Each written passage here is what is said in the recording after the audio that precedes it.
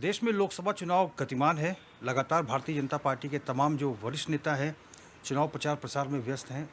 Uttarakhand Bharatiya Janata party के वरिष्ठ नेताओं में से एक और उत्तराखंड वर्क बोर्ड के जो अध्यक्ष हैं, शादाब शम्स जी हमारे साथ मौजूद हैं। शादाब जी, सबसे पहला सवाल मेरा ये है कि अब जिस तरह से मतदान प्रतिशत आ रहा है, उसको लेकर विपक्ष बहुत गदगद दिखाई दे रहा है। उसका कहना है कि मोदी जी का जादू जो है, उतरता जा रहा है। क्या कहेंगे? तुमने देखा है जो दिन में वो ख्वाब अच्छा है। हमको मालूम है ख्वाबों की हकीकत यारो, दिल को बहलाने के लिए गालिबी ख्याल अच्छा है। कोई बात नहीं, कांग्रेस के नेता हैं, अगर खुली आंखों से सपने देख रहे हैं तो मुझे लगता है सपनों पे तो बैन नहीं लगा सकते उनके। देखने दीजिए, मुंगेरी लाल के हसीन सपने हैं। चिंता मत कीजिए, 4 तारीख को साफ साफ क्लियर हो जाएगा कि कितने बड़े बहुमत के साथ भारतीय जनता पार्टी सरकार बना रही है। मुझे लगता है कि क्योंकि चुनाव है, लोकतंत्र है, और लोकतंत्र में हर व्यक्ति को, विपक्ष के लोगों को भी खुश होने का अधिकार है। अब कम से कम अभी उम्मीद नहीं जगाएंगे तो कब जगाएंगे?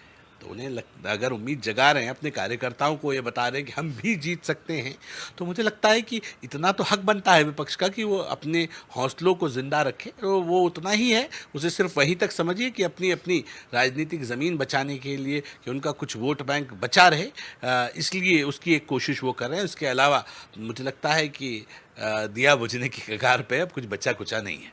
फर्स्ट पेज में जो उत्तराखंड भी के साथ साथ अन्य जगहों पर चुनाव हुआ 102 सीटों पर, अब कांग्रेस जो है चुनाव आयोग पर भी सवाल उठा रही है कि बाद में कई दिनों के बाद चुनाव आयोग कहता है कि 6% मतदान प्रतिशत में इजाफा हुआ है। विपक्ष के इस आरोप को किस रूप में देख रहे हैं आप कि चुनाव आयोग किसे लाभ पहुंचाना चाहता है?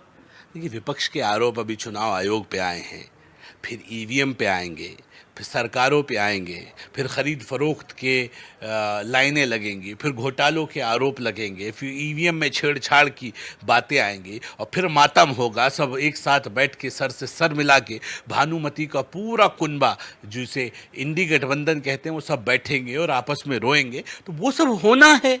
आप इस बात को इससे गहराई में मत देखिए, इस सिर्फ इतना समझिए कि उसकी रूपरेखा बनाना शुरू कर दिया है कि अभी सिर्फ एकदम से लास्ट टाइम पे रोएंगे तो अच्छा नहीं लगेगा, इसलिए रुदाली वाले रूप में धीरे धीरे आना शुरू हो गए। इसके अलावा कुछ नहीं है। पूरा चुनाव आयोग निष्पक्षता से काम कर रहा है। सरकारें हर जगह सामने वोटिंग हो रही है। भाई तभी तो जा रहे हो ना आप लोग भाषण देने। अगर आपको लग रहा है कहीं गड़बड़ हो रही है तो विड्रॉ कीजिए, कहीं नहीं लड़ेंगे चुनाव।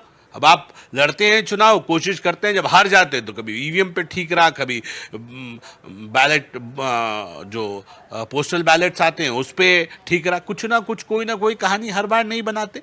तो उनकी चिंता मत कीजिए, वो हार के एक्सपर्ट हो चुके हैं, इसलिए हार के जो जो बहाने होते हैं वो सब सब एक एक करके बाहर निकालते हैं, और सब एक से एक फार्मूले। जब हार जाएंगे ये गठबंधन के लोग, तो इसी तरह के फार्मूले बाहर निकालेंगे और इन्हीं पे रुदाली वाला रोल प्ले करेंगे। शादाब शम्स जी, बीजेपी में सियासत करते हुए आपको बहुत लंबा समय हो गया है। 500 सीटों पर आपका चुनावी आकलन क्या कुछ कह रहा है? Clean sweep. युवा मुख्यमंत्री पुष्कर सिंह धामी जी के नेतृत्व में भारतीय जनता पार्टी ये मोदी जी को तोहफा देने जा रही है, और ये उत्तराखंड से क्लीन स्वीप है। ऐतिहासिक वोटों के साथ हम यहाँ जीत दर्ज करेंगे, और मैं पूरी तरह से आश्वस्त हूँ कि कितना रुदाली वाला रूप विपक्ष दिखा दे, सारे इकट्ठा होके एक साथ, सारे के सारे नेता, सारे गठबंधन के जितने भी बने, जितनी भी पार्टियां थी, सब इकट्ठा हुए हैं, और इकट्ठा होके थोड़ा सा शोर ज़्यादा तेज़ मचा दिया। इसके अलावा कुछ नहीं है। जनता को मालूम है, जनता ने जो निर्णय लिया है, जनता मालिक है, और जनता ने निर्णय, हम पूरी तरह से आश्वस्त हैं, भारतीय जनता पार्टी के पक्ष में लिया है। भारतीय जनता पार्टी उत्तराखंड से एक नया इतिहास रचते हुए 5 सीटें जीतने जा रही है। शादाब शम्स जी, एक जो प्रधानमंत्री मोदी का मन से दिया हुआ कुछ समय पहले का बयान था कि कांग्रेस ने अपनी मैनिफेस्टो में लिखा है कि हम आर्थिक समीक्षा करेंगे, लोगों की संपत्ति जो है कांग्रेस जो है जब्त करने का काम करेगी, सोना जो है लोगों का जब्त करने का काम करेगी। और बीजेपी ने जगह जगह राज्यों में प्रेस वार्ता करके इस बात को कहा है कि 1963 और 64 में कांग्रेस की सरकार ने कंपलसरी डिपॉजिट स्कीम एक्ट, इस प्रकार का एक एक्ट लेकर आई थी। इसमें 18% अपने आय का लोगों को, सरकार को देना था। उसी से मिलता उलता ये कानून है। इस पर कांग्रेस अब कह रही है कि हमारा ऐसी कोई मंशा नहीं है, पीएम दुष्प्रचार कर रहे हैं। मुझे लगता है कि जिनके मैनिफेस्टो में लिखा है, जो बातों को गहराई से समझते हैं, वो बातों को समझ रहे हैं। अब मैं ये कह रहा हूँ कि जो ट्रैक है वो ट्रैक बिल्कुल स्पष्ट है। उस ट्रैक की बहुत ज़्यादा चिंता करने की ज़रूरत नहीं है। उन्होंने जो बोला है, जो लिखा है, उसी की समीक्षा करते हुए लोग बयानबाजी कर रहे हैं, उस पर बयान जारी कर रहे हैं। हमारा कहना यह है कि कांग्रेस को हल्की बात नहीं करनी चाहिए। अगर कांग्रेस एक प्रदेश के अंदर मुस्लिम आरक्षण लागू कर रही है और उस आरक्षण के ऊपर मेरे प्रधानमंत्री कह रहे हैं कि धर्म के नाम पर हम आरक्षण नहीं देंगे, तो इसमें क्या बुराई है? क्या धर्म के नाम पर आरक्षण होना चाहिए? नहीं होना चाहिए।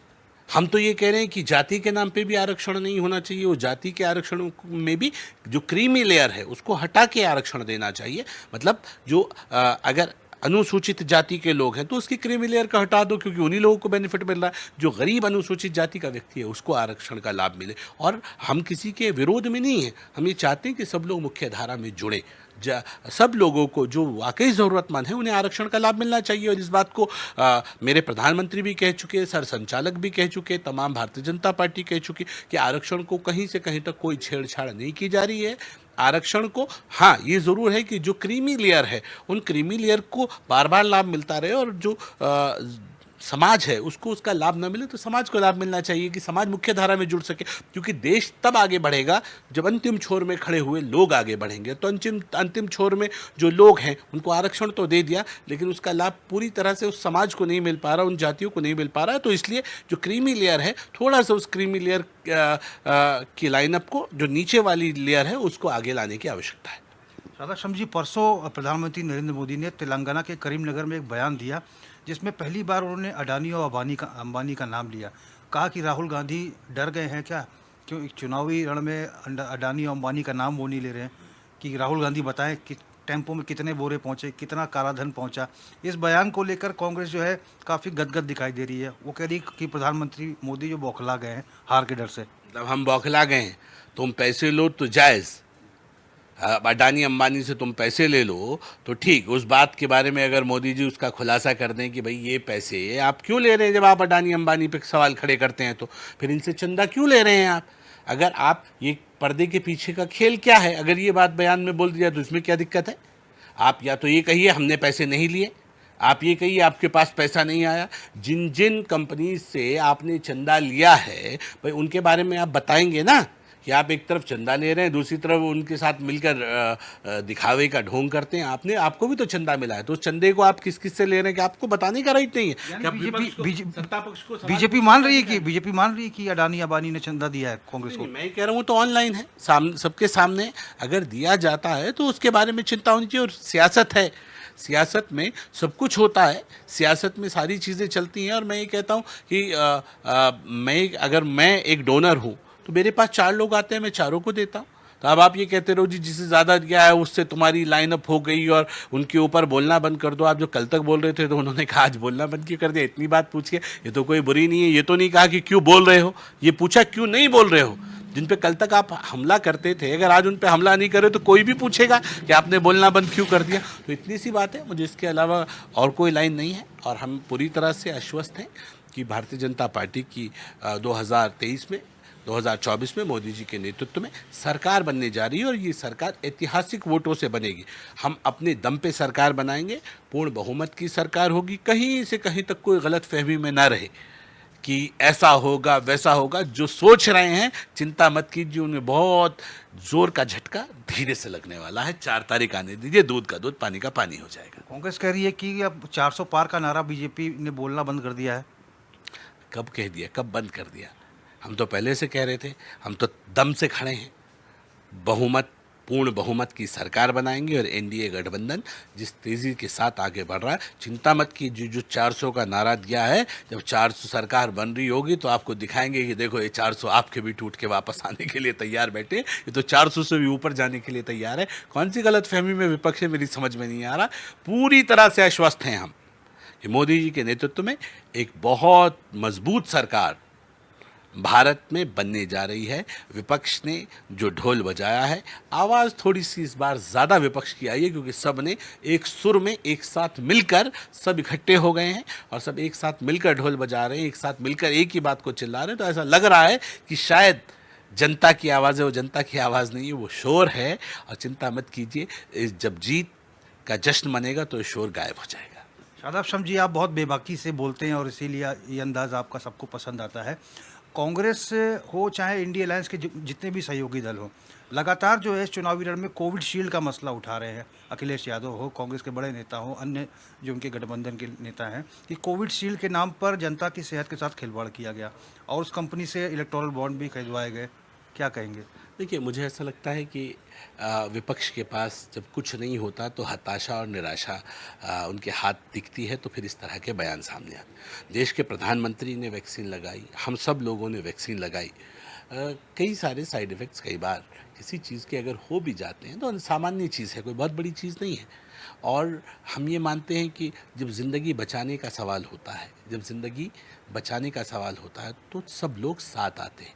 उस बुरे वक्त में जब सब साथ आ रहे, तब तो सारे खड़े होकर लगवा लगवा के दिखा रहे थे। मैंने भी लगाया, कांग्रेस के नेता भी दिखा रहे थे, हमने भी लगवाया, तमाम विपक्ष के नेता दिखा रहे थे। आज कह रहे मैंने नहीं लगवाया। तो हम तो यही कह रहे थे, तुम पहले भी गद्दारी करते थे, कहते कुछ हो करते कुछ हो। ये झूठ के अंबार, पता नहीं कल झूठ बोल रहे थे कि आज झूठ बोल रहे हैं। इनकी बातों पे यकीन नहीं किया जा सकता। ये भय का वातावरण पैदा करते हैं, ये समाज में द्वेष का वातावरण पैदा करते हैं, ये अराजकता फैलाने का काम करते हैं। हम ये कह रहे हैं कि अगर ऐसी कौन सी मेडिसिन है जिसका आप इंजेक्शन लगाएं और उसके साइड इफ़ेक्ट्स ना हो। एलोपैथिक में तो मैक्सिमम सबका लिखा रहता है, ज़रा डाल के देखिए कि अगर आप ये फला मेडिसिन लेते हैं इसके इफ़ेक्ट्स और साइड इफ़ेक्ट्स क्या क्या होते हैं। अगर कहीं कोर्ट में किसी ने कोई बात कही है, कोई बात आई है, उसे बहुत ज़्यादा सीरियस लेने की आवश्यकता नहीं है। वो ज़िंदगी मौत की लड़ाई में हम ये मानते हैं कि आपका आत्मविश्वास मजबूत होना चाहिए, और उस वक्त जब आपदा की परिस्थितियाँ होती हैं उस वक्त निर्णय लेने की क्षमताएं लीडरशिप में होनी चाहिए, जो मेरे प्रधानमंत्री में रही हैं और उन्होंने समय पर बहुत मजबूत निर्णय लिया है। मैं ये कह सकता हूँ कहीं से कहीं तक किसी व्यक्ति को चिंता करने की आवश्यकता नहीं। पूरे देश में, पूरी दुनिया में मुझे लगता है कि लोगों ने इस्तेमाल किया है, और हम ये मानते हैं कि अच्छाई और बुराई, ये जो बीमारी आती है उसका इलाज भी आता है। और आज हम लोग पूरी ईमानदारी के साथ, आप और हम यहाँ बैठे हैं, आपने भी इंजेक्शन लगाया, मैंने भी इंजेक्शन लगाया है कोविड का, तो क्या आपको कोई दिक्कत आ रही है? मुझे दिक्कत आ रही है, अभी तक तो नहीं आई।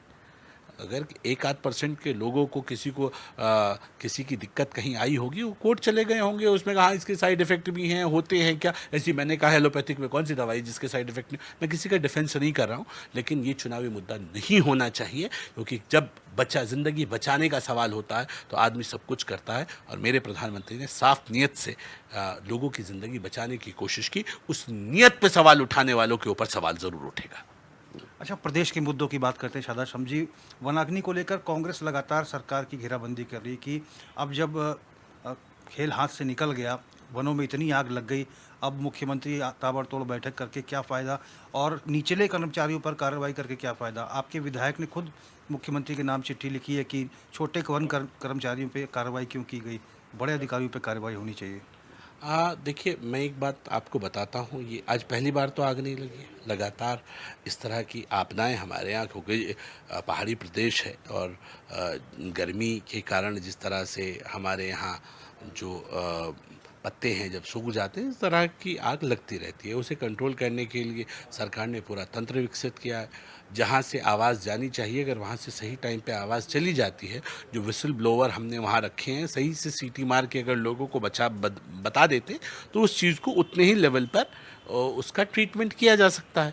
तो कई बार सरकार ने समीक्षा करने के बाद अगर कुछ लोगों के ऊपर कार्रवाई की है, और कुछ लोगों को लगता है कि वो कार्रवाई में कुछ ऊपर के लोग रह गए, वो भी इन्वॉल्व होने चाहिए, तो मुझे लगता है कि उसकी समीक्षा सरकार करेगी, अपने तौर पे देखेगी। लेकिन युवा मुख्यमंत्री ने जिस ईमानदारी के साथ जंगल में लगी हुई आग को बुझाने के लिए अपनी आप स्वयं मॉनिटरिंग की, तमाम कार्यक्रम अपने निरस्त कर दिए, और ख़ुद युवा मुख्यमंत्री आपदा सेंटर बैठ गए। लगातार हर मिनट टू मिनट की जानकारी युवा मुख्यमंत्री ले रहे थे, और हम बहुत बधाई देंगे युवा मुख्यमंत्री को कि उनकी सतर्कता से जंगल में लगी हुई आग बुझ सकी। तो ये बधाई के पात्र है, पूरी टीम बधाई के पात्र है। और मैं ये कह रहा हूँ कि जब काम होता है तो उस काम में सिर्फ कमियों को नहीं देखा जाता, उसकी अच्छाइयों को भी देखा जाता है। तो मैं ये कह रहा हूँ कि विपक्ष के नेता या फला आदमी क्या कह रहा है, इन बातों पे बहुत ज़्यादा गौर चिंता की ज़रूरत नहीं होती। लेकिन अपनी गलतियाँ, अगर कहीं कुछ कमी रह गई है तो उन गलतियों से सीखना चाहिए और आगे बढ़ना चाहिए। मेरा अंतिम सवाल ये होगा कि निकाय चुनाव भी आने वाले हैं, इसको लेकर पार्टी की स्तर पर क्या तैयारियां हैं? देखिए, निकाय चुनाव में जैसे ही निकाय चुनाव आएंगे तब तक हम पांचों उत्तराखंड की सीटों पे क्लीन स्वीप करते हुए युवा मुख्यमंत्री के नेतृत्व में जश्न के माहौल में होंगे, और वो जश्न और जोश के माहौल के साथ हम निकाय चुनाव में जाएंगे। और मैं पूरी तरह से आश्वस्त हूं कि युवा मुख्यमंत्री के नेतृत्व में हम उन चुनाव में भी क्लीन स्वीप करेंगे। जो लोगों को आज गलतफहमी है, जो आज थोड़ा सा विपक्ष के नेता अपनी ख्याली पुलाव में बना रहे हैं, या जो मुंगेरी लाल के हसीन सपने देख रहे हैं, चिंता मत कीजिए। 4 जून के बाद जब ये बिस्तर में कंबल के अंदर अपने आंसू बहा रहे होंगे और अफसोस में होंगे, तब हम निकाय चुनाव में एक जोरदार जीत की तैयारी के साथ आगे आ रहे होंगे। धन्यवाद शादाब शम्स जी। धन्यवाद। तो हमने बात की उत्तराखंड भारतीय जनता पार्टी के वरिष्ठ नेता और वक्फ बोर्ड के अध्यक्ष शादाब शम्स जी से। शम्स जी का साफ तौर पर कहना है कि प्रधानमंत्री नरेंद्र मोदी के नेतृत्व में जो विकास हुआ है, वो विकास जो है वोटों में तब्दील होगा, और इस बार जो कांग्रेस सिर्फ सपना देख रही है कि उसको जीत हासिल होगी या इंडी गठबंधन को जीत हासिल होगी, ये सपना ही बनकर रह जाएगा, क्योंकि 4 तारीख को जब मतगणना होगी तो एक बार फिर से प्रधानमंत्री नरेंद्र मोदी के नेतृत्व में प्रचंड बहुमत की सरकार बनेगी। HNN 24/7 के लिए अपने कैमरा पर्सन अनिमेश सजवान के साथ मैं रोहित विक्रम सिंह, देहरादून।